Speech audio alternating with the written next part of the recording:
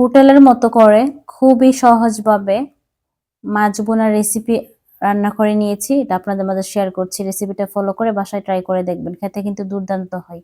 আস্ত জিরা, ধনিয়া, জয়ফল, জয়িত্রী, এলাচি, লবঙ্গ, দারচিনি, পোস্তদানা, কালো গোলমরিচ, সাদা গোলমরিচ, স্টার এলাচ সবকিছু একসাথে নিয়ে পাটায় মিহি করে বেটে নিয়েছি। এখানে তেল গরম করে টমেটো কুচি, পেঁয়াজ কুচি দিয়ে নিয়েছি। তো এগুলো একটু ভেজে নিয়েছি। এ পর্যায়ে আমি দিয়ে নিব ১ চামচ লবণ।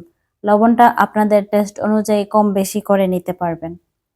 এখন দিয়ে নিব ১ চামচ আদা রসুন বাটা আর বেটে রাখা মশলাটা। তো এগুলা দিয়ে কিছুক্ষণ নেড়ে নিব যেন মশলার যে একটা কাঁচা স্মেল ওটা যেন চলে যায়। ভালো করে নেড়ে নিচ্ছি। এখন দিয়ে দিব গুঁড়া মশলা। দিয়ে নিচ্ছি আধা চামচ হলুদের গুঁড়া, আধা চামচ মরিচের গুঁড়া আর আধা চামচ জিরার গুঁড়া।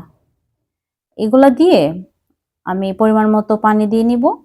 পানি দিয়ে মশলাটাকে ভালো করে কষিয়ে নিব।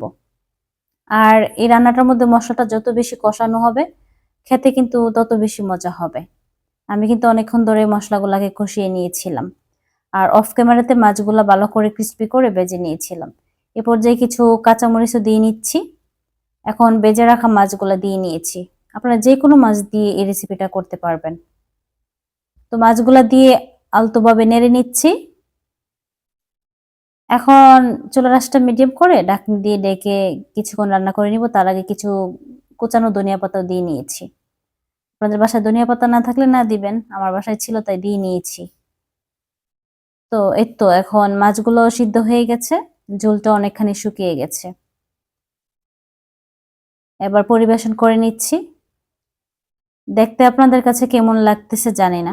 তবে খেতে কিন্তু আমার কাছে বা আমাদের বাসার সবার কাছে অনেক বেশি মজা লাগছিল। আমার ভিডিওতে বা কথার মধ্যে ভুল ত্রুটি থাকলে ক্ষমা সুন্দর দৃষ্টিতে দেখে নিবেন।